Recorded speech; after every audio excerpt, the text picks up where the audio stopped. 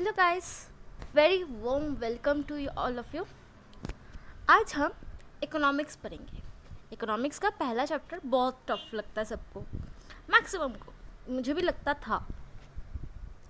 मैंने कैसे उसको इजी चैप्टर बनाया वो तो ज़रूर बताऊंगी। उसके साथ फॉर्मूलाज कैसे याद करना होता है नेशनल इनकम का या डेफिनेशंस वो भी बताऊंगी। सो अगर आपको ये जानना है कैसे याद करना है तो इस वीडियो में बने रहे, और अगर कुछ भी पसंद आया तो प्लीज़ ये आपके दोस्तों के साथ शेयर कर दीजिएगा, क्योंकि ये बहुत इम्पॉर्टेंट एक चैप्टर है। So without any further do let's begin.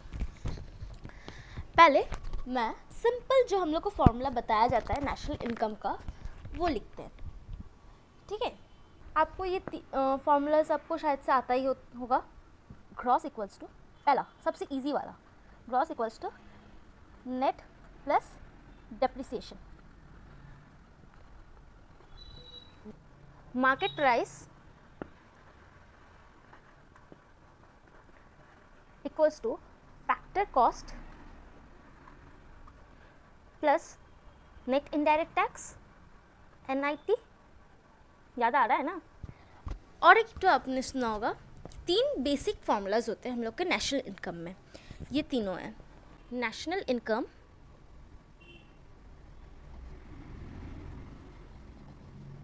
Domestic income plus NFIA।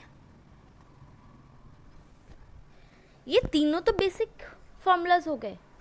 इसको याद करना भी एक बहुत मुश्किल बात होता है, पर आप अगर जब समझ लोगे ना इसका मीनिंग्स तो आपको खुद ही याद आ जाएगा कि हाँ ऐसे करने से तो ये होता है।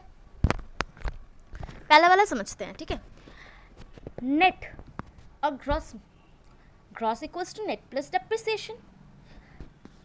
नेट का मतलब क्या होता है, ये जो पहले वाला समझते हैं, ठीक है। नेट का मतलब हम लोग का टोटल में से, ये टोटल होगा शायद, देखिए ये टोटल है, इससे इतना सा पार्ट आप लोग का खराब हो गया है तो इस पार्ट को हम बोलेंगे नेट, और इस पार्ट को हम बोलेंगे डेप्रिसिएशन। ये आप लोग का समझ लीजिए, ये आपका टोटल, आपका ये पूरा एक पेन्स है, ठीक है। पेन्स हम लोग का पास टोटल 33 पेन्स है, ठीक है। 33 पेन्स है, और आप लोग को बोला है कि जो जो अच्छे पेन्स है उन लोग को साइड में कर लीजिए, और जो जो पुराने हो गए पेन का इंक तो सूख जाता है, जब हम लोग 1 साल 2 साल रख देते हैं तो पेन का इंक सूख जाता है। टोटल 33 पेन्स में आपका इस साल का भी कुछ पेन्स है और पिछले साल का भी कुछ पेन्स है, ठीक है। तो आपको बोला है पिछले साल वाला आप लोग को अलग करना है और इस साल वाला आपको अलग करना है। तो आपको कैसे पता चलेगा कि आपका जो जो पेन सूख गया है तो मतलब वो पिछले साल का है, और जो जो पेन अच्छा है, अच्छे लिख सकते हैं, तो वो हम लोग को इस साल का है। ऐसे तो हम लोग को पता चल जाएगा। तो पिछले साल का जो जो है वो तो डेप्रिसिएट हो गया, मतलब वो तो हम लोग का ख़राब हो गया है, मैं कुछ हो गया है, कुछ प्रॉब्लम आ रहा है, तो उसमें से हम लोग का 3 टॉप पेन ऐसा निकला, प्रीवियस ईयर PY लिख रही हूँ, और 30 पेन हम लोग का इस ईयर का है, मैं Y लिख दी।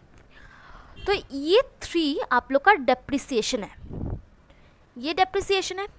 तो हम लोग का अगर जब हम लोग नेट, ये तो नेट है आपका, टोटल नेट है, और ये डेप्रिसिएशन है।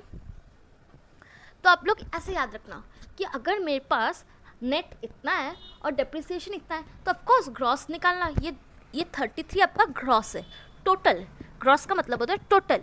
तो टोटल से अगर हम लोग को निकालना होगा तो जितना डेप्रिसिएट हुआ है उतना भी लेना होगा, और जितना अच्छा है वो भी लेना होगा।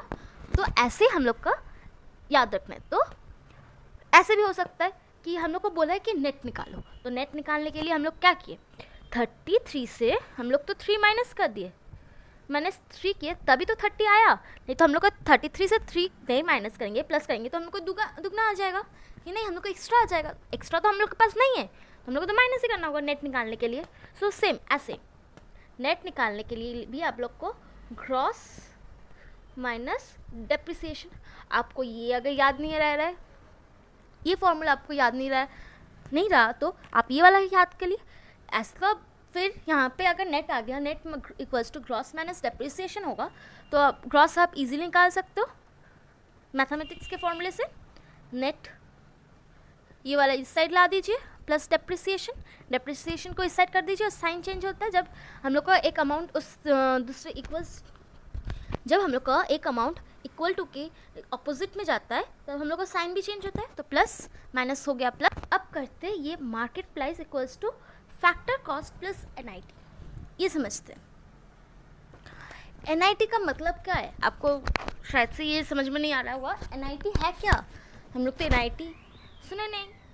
NIT मतलब है net indirect tax, net indirect tax, ठीक है, इक्वल्स टू NIT। अब मार्केट प्राइस MP लिखते हैं equals to factor cost FC लिखते हैं प्लस NIT। इसका मतलब समझते हैं। फैक्टर कॉस्ट हम लोग का मतलब होता है कि हम लोग जब फैक्ट्री में जो हम लोग का कॉस्ट आता है, सपोज हम लोग का टोटल, हम एक ये पेन हम सेल करेंगे, ये पेन का सपोज टोटल प्राइस है, ये पेन का टोटल प्राइस है, टोटल प्राइस TP लिख लूँ 15, ठीक है, टोटल प्राइस है 15। और हम लोग को ये बनाने के लिए, मतलब फैक्ट्री में हम लोग का जब बना, रॉ मटेरियल लगा, फिर रॉ मटेरियल लगा, इंक का ये सोप करने वाला क्या बोलते हैं मुझे, निप लगा, सब मिला के हम लोग का कॉस्ट हुआ ₹10। हम लोग का पूरा टोटल कॉस्ट आया 10। तो ये जो 10 है, ये 10 हम लोग का फैक्टर कॉस्ट है, मतलब फैक्ट्री में बनाने के समय हम लोग का जितना भी कॉस्ट आया, जितना भी पैसा खर्चा हुआ, उसको हम लोग फैक्टर कॉस्ट बोलते हैं। लेबर पेमेंट करने के लिए जब पूरा A to Z फैक्ट्री तक बना, ये फाइनल प्रोडक्ट बनाने तक हम लोग को जितना कॉस्ट लगा उसको हम लोग बोलते हैं फैक्टर कॉस्ट। और मार्केट प्राइस क्या बोलते हैं, मार्केट प्राइस का मतलब फिर क्या है, ये टोटल प्राइस को हम मार्केट प्राइस बोलते हैं। ये जो हम सेल कर, ये तो हम लोग का तो सेलिंग प्राइस है, ये हम लोग का सेलिंग प्राइस है, ये हम लोग का सेलिंग प्राइस है। और इस फैक्टर कॉस्ट में प्रॉफिट भी ऐड होता है, प्रॉफिट भी हम लोग का ऐड ऑन हो रहता है। ये 10 में हम लोग का जो कॉस्ट आया प्रॉफिट हम लोग का है। सपोज हम लोग का कॉस्ट 9 रुपीज़ है इस पेन में हम लोग का कॉस्ट 9 रुपीज़ है, और हम लोग का प्रॉफिट है 1 रुपीज़, बना के 10 हो गया।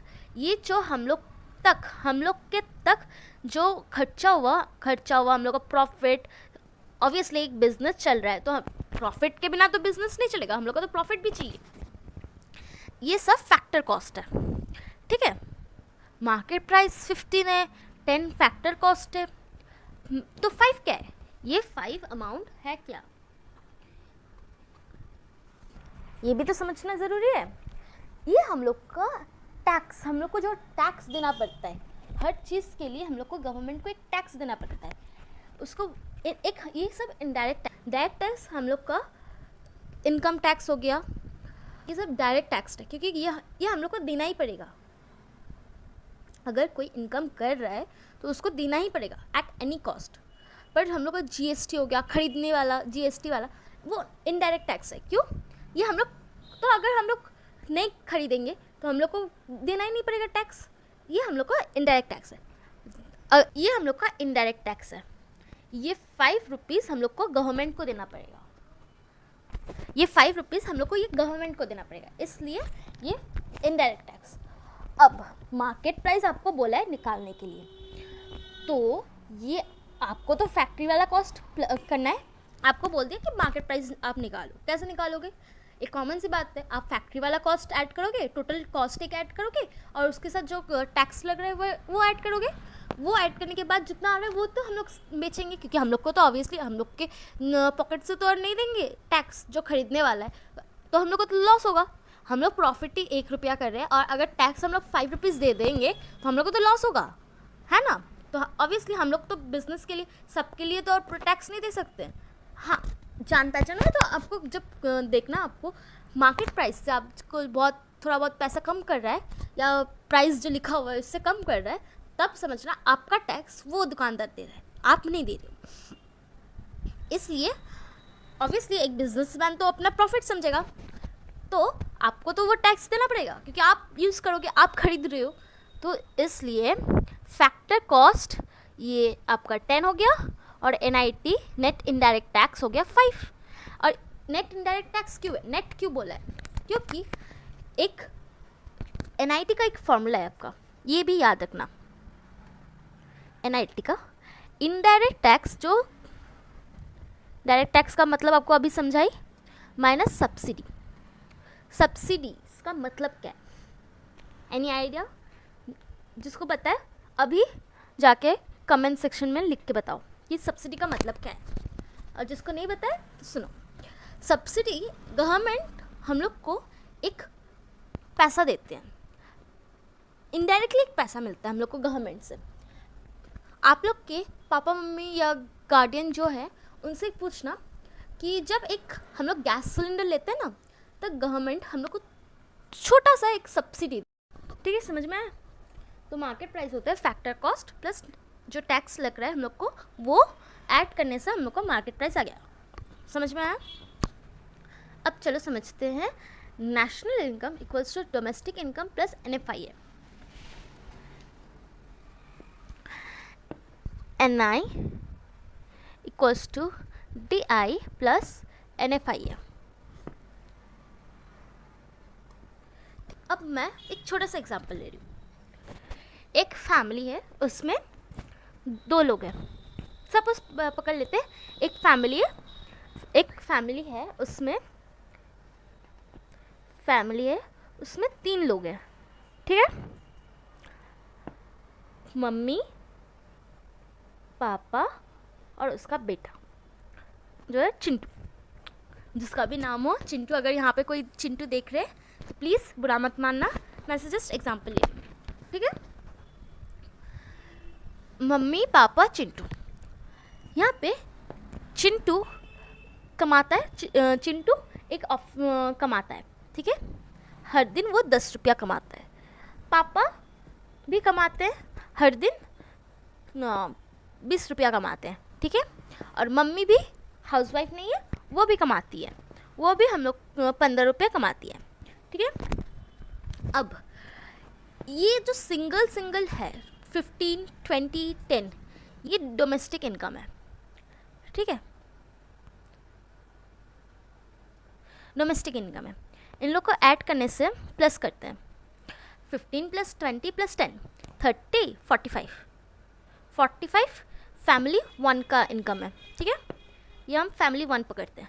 फैमिली 1 का इनकम है 45। अब फैमिली 2 का देखते हैं। 2, इसमें 2 लोग हैं,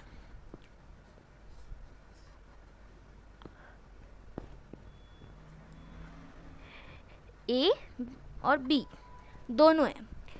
यहाँ पे सिर्फ A कमाता है 10 रुपया, B कुछ नहीं कमाता है। तो इन लोग का इनकम हुआ, टोटल इनकम हुआ तो 10, ये 0, 10, ये 10, 45 क्या है? ये सब डोमेस्टिक इनकम है, मतलब फैमिली 1 का, ये घर का इनकम है। इन लोग का पर्सनल इनकम है, ठीक है। ये डोमेस्टिक मतलब उनके अंदर जो इनकम हो रहा है तो वो है 45 इन लोग का इनकम है। फैमिली 2 का 10 इनकम है।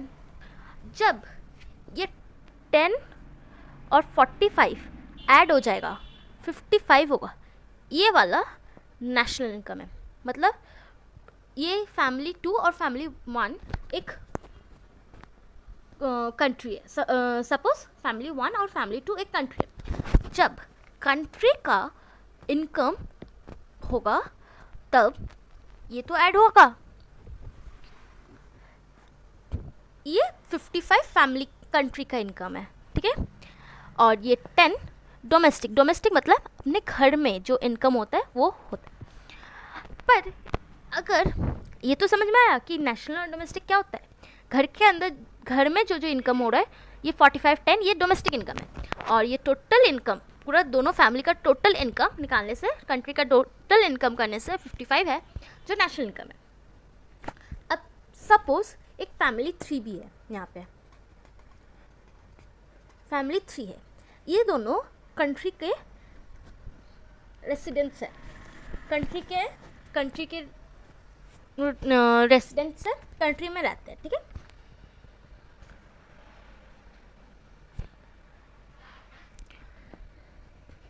इंडिया में रहते हैं, ये दोनों इंडिया में रहते हैं। एक फैमिली 3 है जो अब्रॉड में रहते हैं, ठीक है, अब्रॉड में रहते हैं। उनका इनकम है, उनका 50 रुपीज़ इनकम है, ठीक है। पर ये इंडिया के रहने वाले हैं, इंडिया में ये पैसा भेज देते हैं, ठीक है, इंडिया के रेसिडेंट्स हैं। जब और इंडिया के टैक्सेस पे कर रहे हैं, सब इंडिया के हैं, पर वो बाहर जाके इनकम कर रहे हैं, ठीक है। और ये पैसा इंडिया में भेज दे रहे हैं, ये पैसा भी इंडिया में ही आ रहा है, कोई बाहर नहीं जा रहा, ठीक है। तो इसका भी तो, ये भी तो फिर इंडियन है, इंडिया के रेसिडेंट्स है।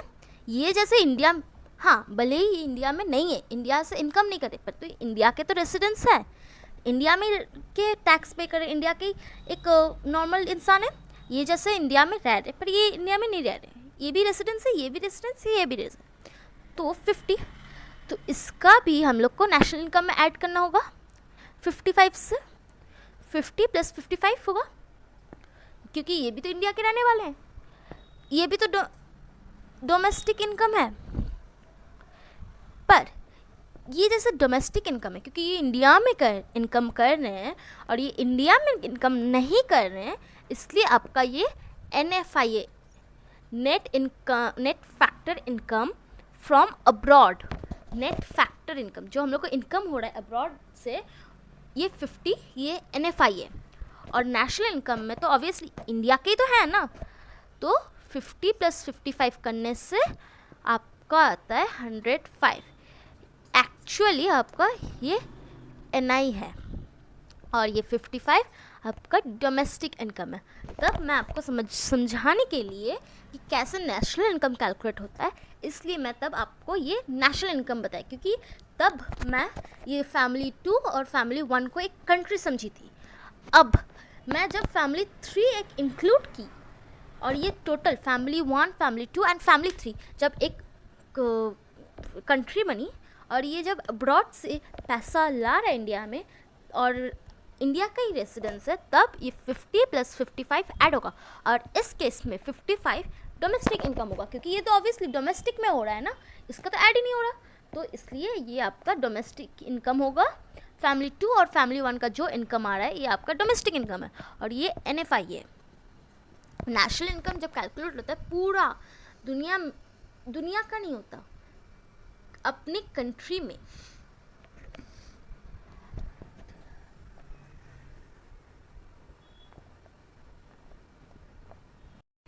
जो अब्रॉड से पैसा आ रहा है पूरा मिला के आपका नेशनल इनकम कैलकुलेट होता है। सिर्फ इंडिया के अंदर ही जो इनकम हो रहा है वही वो डोमेस्टिक इनकम होता है।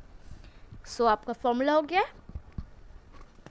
National income equals to domestic income plus NFIA। अब इसमें कैलकुलेट करके दिखाते हैं। डोमेस्टिक इनकम मेरा 55 है और NFIA आपका 50 है। नेशनल इनकम आपका होगा, नेशनल इनकम आपका होगा 105। ठीक है, समझ में आया? ये आप लोग का सिलेबस का 3 बेसिक फॉर्मूलाज है, इसको आप अच्छे से करिए। ठीक है,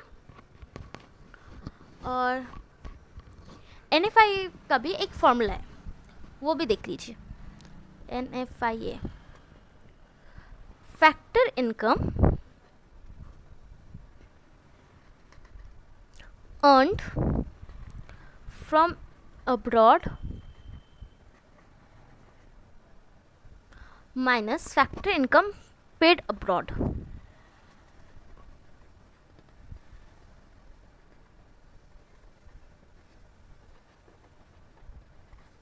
ऑब्वियसली इसका मतलब समझिए, यहाँ पे मैं फैक्टर इनकम जो क्या बोली थी 50, ये पैसा अब्रॉड में रह के कमा रहा है। पर जब एक इंसान कहीं पे रहेगा उसका कुछ तो बेसिक खर्चा तो होगा। अरे अपने खाने पीने का तो खर्चा करना ही पड़ेगा। कोई तो इंसान पूरा पैसा तो बेच नहीं सकता, क्योंकि उसको तो कुछ तो अपना खाने पीने के लिए भी खर्चा करना होगा। अपने लिए तो कुछ खर्चा करना ही पड़ेगा। एक जिंदा लेने के लिए तो खाना तो पड़ेगा, और खाने के लिए पैसा लगेगा। पैसा लगेगा मतलब उसको खर्चा करना पड़ेगा जो इनकम कर रहा है। जो एक इंसान फैमिली 3 जो इनकम कर रहा है अब्रॉड में, उसका ये तो फैमिली 3 50 रुपीज़ तो इनकम तो कर रहा है। फैमिली 3 एक्चुअली 60 इनकम कर रहा है, ठीक है, 60 इनकम कर रहा है, 60 रुपीज़ इनकम कर रहा है माइनस, और फैमिली 3 अपने खाने के लिए सिर्फ 10 रुपया कंज्यूम कर रहा है और बाकी 50 रुपीज़ इंडिया को भेज दे रहा है। सो 60 माइनस 10 जब करेंगे तब एक्चुअली इंडिया को अब्रॉड से कितना पैसा है वो मिलेगा। 50 तो इंडिया को अब्रॉड से मिला है, और उसका अपना खुद का कंजम्पशन है 10 रुपीज़, और टोटल उसका इनकम है, ये टोटल इनकम वो एक सर्विस करता है, वहाँ पे उसको 60 रुपीज़ मिलता है। 60 रुपीज़ से और 10 रुपीज़ उसका 10 रुपया उसका अपना खुद का कंजम्पशन है। 60 टोटल से अपना खुद का कंजम्पशन माइनस करने से हम लोग को NFIA मिलता है, मतलब net factor income from abroad मिलता है। ये 50 है NFIA। इसका फॉर्मूला का मतलब समझा?